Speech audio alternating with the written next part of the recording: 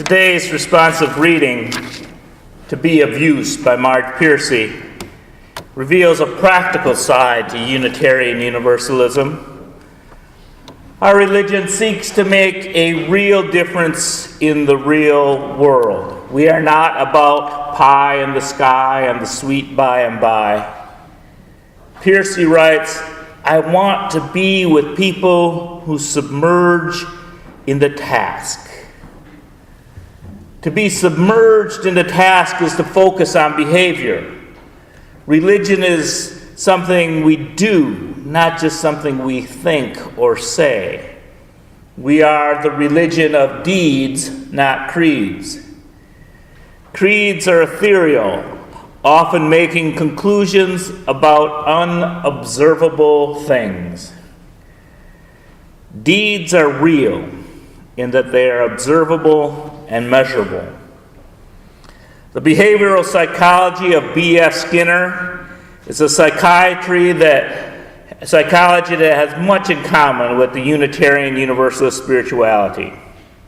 The word psychology literally means to study the psyche.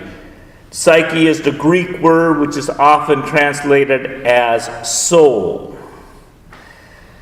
Psychoanalysis is a branch of psychology that looks to analyze this hard-to-define part of the human condition. It has resulted in several series about what drives the individual. But these drives are unobservable and subject to the whims of the practitioner. And so it is with spirituality. The Holy Spirit is a proposition that varies in its description according to the priest who proclaims it. How are we to recognize the false prophets from the real prophets? Jesus said, "By their fruits you should know them." This passage suggests that we should look at what we can actually see in order to determine what is of ultimate importance. While many followers of Jesus emphasize worlds and theologies that are unobservable, Jesus, in this instance, says that we should look to this life for proof of what is real.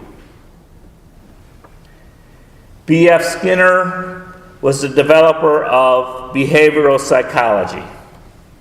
He refused to speculate about what he could not observe. Rather than speculate about the interior drives or the human soul that would produce human behavior, Skinner believed that human behavior was shaped by a system of rewards and punishments. He called this operant conditioning. When an animal operates in an environment, it is either rewarded or punished. Rewarded behavior increases and punished behavior decreases. And there's several different types of rewards and punishment. The most common or most obvious is positive reinforcement. That means receiving pleasure. For example, when a rat presses a bar in a Skinner box, it gets a pellet of food as a reward. Then there's negative reinforcement, the ending of unpleasantness. A rat is placed in a box with a loud, annoying buzzer that stops when he presses the bar. Positive punishment, which doesn't sound very positive to me, but that's what Skinner chose to call it. Positive punishment is adding pain or in unpleasantness. A rat who has learned to press the bar will stop pressing the bar if it gets a shock when it touches the bar. And then negative punishment is the withholding of pleasure. Food is withdrawn from the rat when it does certain behaviors. In the parenting realm, this is known as "you are grounded." The positive punishment would be a spanking, and positive reinforcement would be giving the kid dessert if they eat all their dinner, and negative reinforcement is why your child hides in their room, because they get to avoid the annoyingness of you being their parent. Skinner developed other terms and techniques that arose from his training of rats. Shaping is a technique towards teaching behaviors. One rewards behaviors that tend towards the final behavior. Earlier, when I was looking for the guitar pick that my wife had hidden, you shaped my behavior by punishing me with boos and rewarding me with yays. And eventually I found my way to my wife's bosom.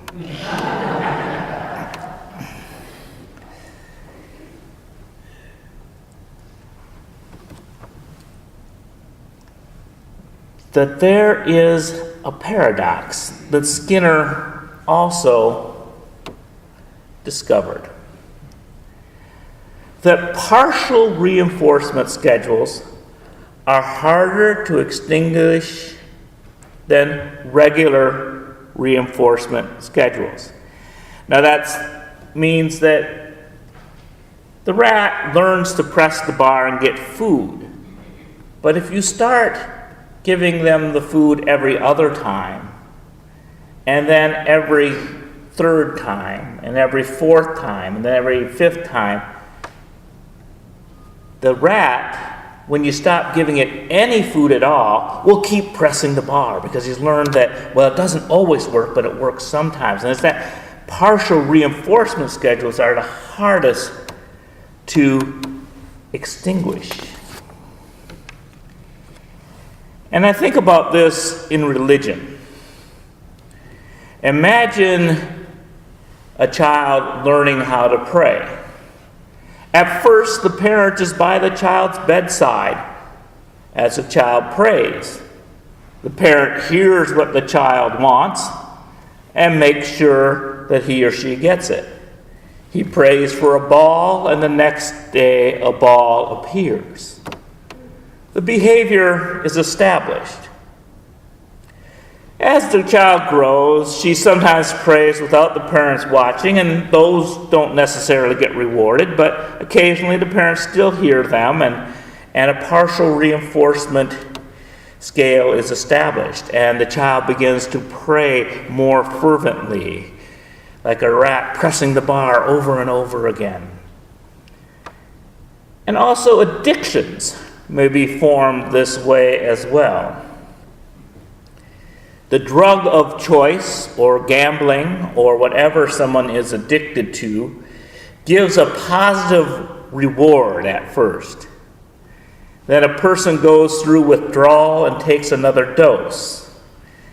Now the pain of withdrawal is removed, which is a negative reinforcer, plus the positive enforcement of the drug's effects.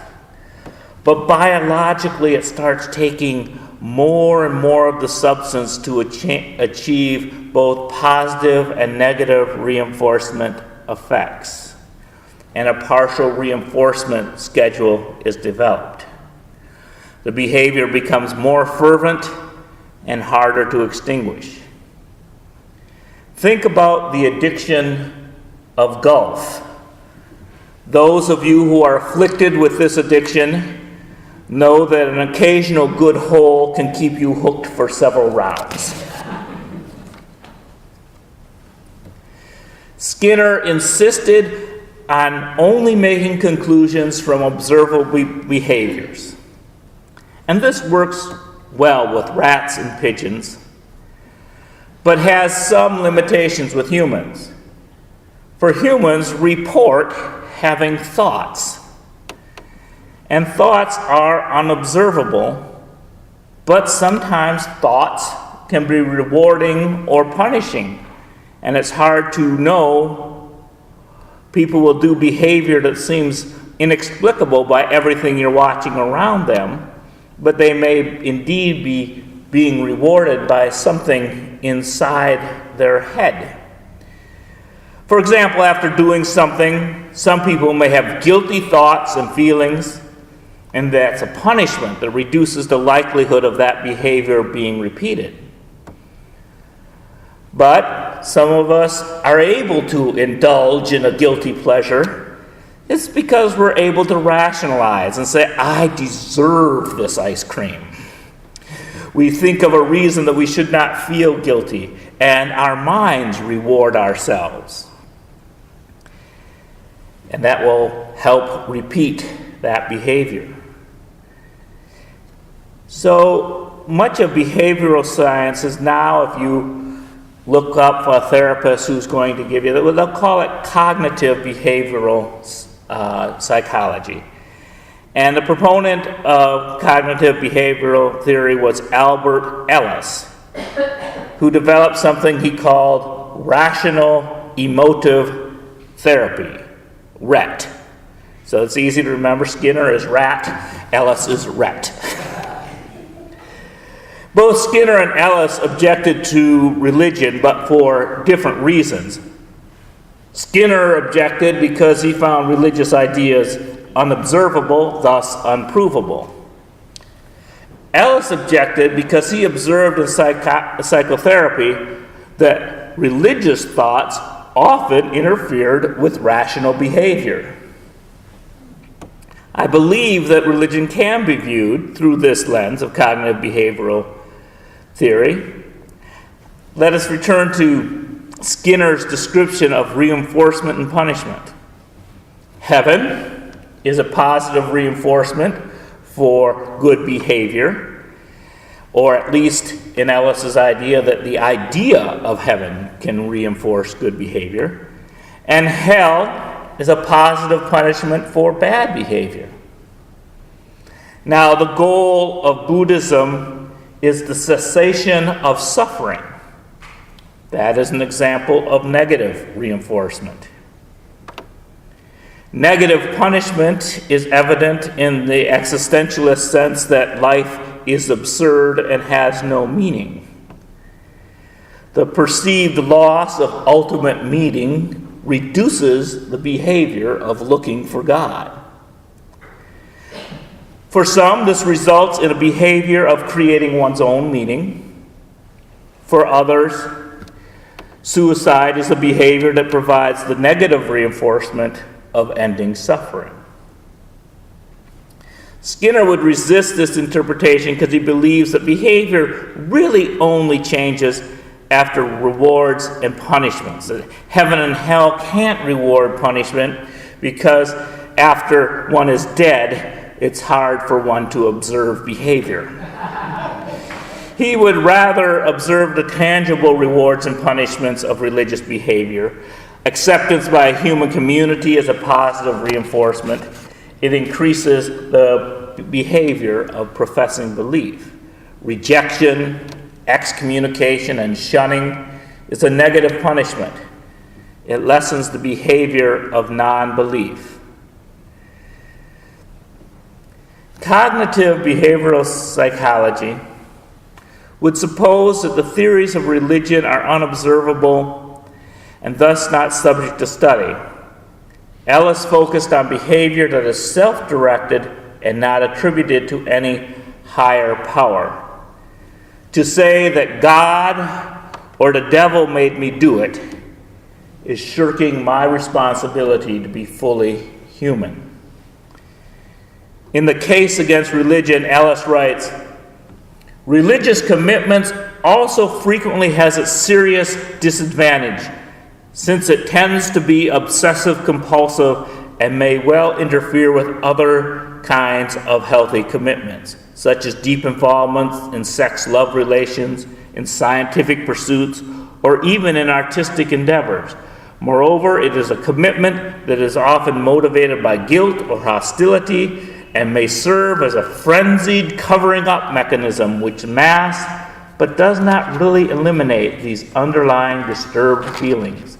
It is also the kind of commitment that is based on falsehoods and illusions, and therefore easily can be shattered, thus plunging the previously committed individual into the depths of disillusionment and despair. Or as Michael Stipe would say, that's me in the corner, losing my religion. Because belief in God is optional in Unitarian Universalism, Ellis probably would not have considered us a religion. Skinner would ignore the supernatural claims of religion and focus on the themes of social systems that create contingencies. In his book, Walden 2, named after Walden 1, which was written by Transcendentalist Thoreau,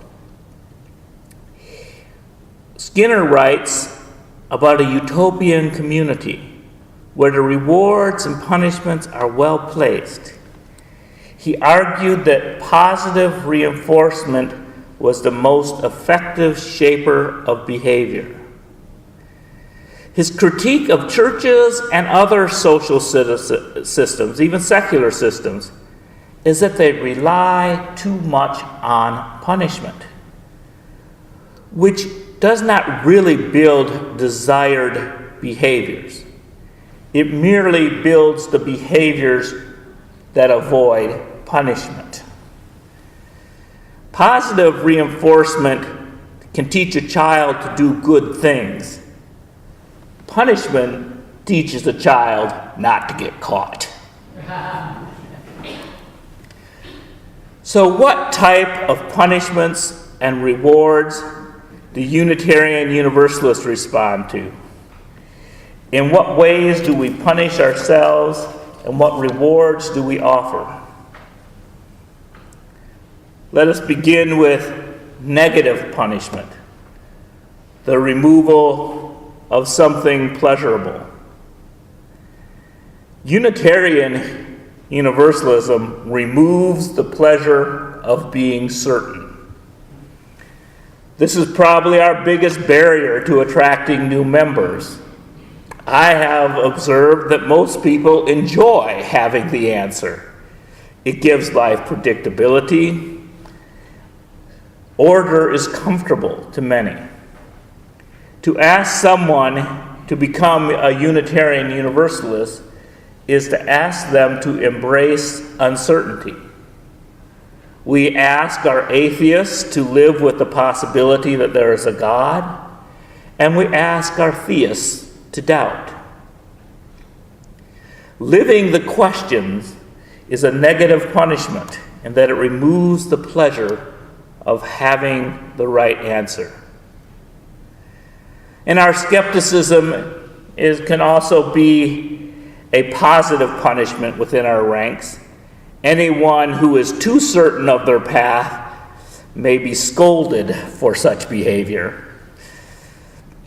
Instead of fully accepting atheists and Christians, we ask questions like, why does an atheist come to church? Or why don't Christians find a Christian church instead of coming here?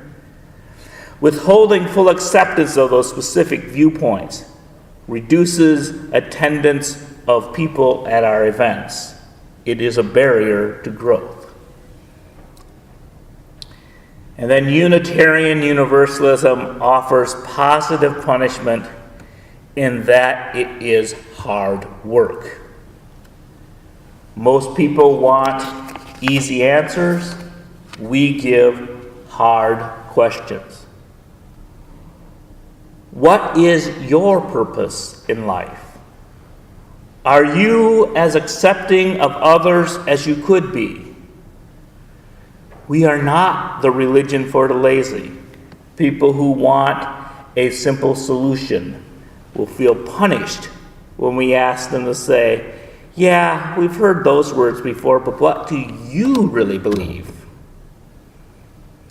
Of course, Unitarian Universalism does provide a negative reinforcement by removing the burden of guilt.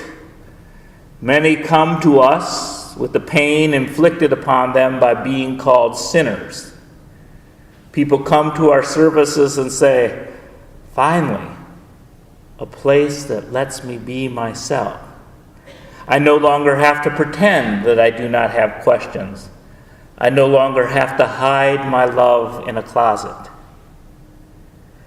Unitarian Universalism provides positive reinforcement by offering an open-minded community to those who come here. Offering acceptance of one another is a rare and precious reward. We offer a positive spin on uncertainty. Uncertainty is not necessarily a negative punishment. It is a positive reinforcement when it's presented as freedom of choice. Freedom to use one's own mind may be scary at first, but the rewards are sustaining. Freedom is indeed a partial reinforcement scale. Sometimes in our freedom we make mistakes, but then we are rewarded with the freedom to try again. The hard work that some perceive as positive punishment can also become a reward. When your belief has been challenged and amended, it becomes truly your own. We strive together to improve and are rewarded by the idea that we can do better. Universalism removes the punishment of hell. It frees us to judge our actions by their intrinsic worth. We offer no certainty of heavenly reward, but that too can be considered positive. Alfie Kohn wrote a book paradoxically entitled "Punished by Rewards." He says that when we focus on rewards that are not intrinsic to the behavior, eventually we feel manipulated, and that becomes a punishment. Imagine a child who on these summer days plays baseball for the love of the game. And he's good, and he gets rewarded. But by the time he turns pro, he's often jaded and worries about how much he is going to be paid. And out of fear of losing that paycheck, doesn't play for the love of the game, but takes steroids to make sure that he doesn't lose that paycheck. That by being controlling, rewards themselves can be a punishment. They're likely to be experienced as adversive in the long run. A child will do a lot to please their parent, but this usually runs out as an effective reinforcer sometime in the teen years, sometimes even earlier. Unless they are getting some reward from doing their schoolwork, they will soon not do their schoolwork just to have freedom from mom and dad. Even if they get an extra $5 in their allowance if they get an A, who cares? I don't want to be manipulated by those people. The reason is that while students certainly like to have the goodie itself, pizza, money, or a gold star, none of us enjoy having the very things we desire used as levers to control our behavior. So it's the contingency of the goodie. Do this and you'll get that accounts for its punitive status over the long haul. So the ultimate reward in Unitarian Universalism is the lack of rewards and punishments. We are a voluntary religion, not a manipulative or coercive one. That if one is good to get the reward or heaven, or to avoid the punishment of hell, one is being good for a selfish reason. I've heard some people say that Unitarian Universalists are good for nothing. Good for nothing in the sense that we are good for goodness sake, not for any reward that is promised, but for trying to find the way to make it an authentic, meaningful, and productive life, to make our religion and our life be our own reward.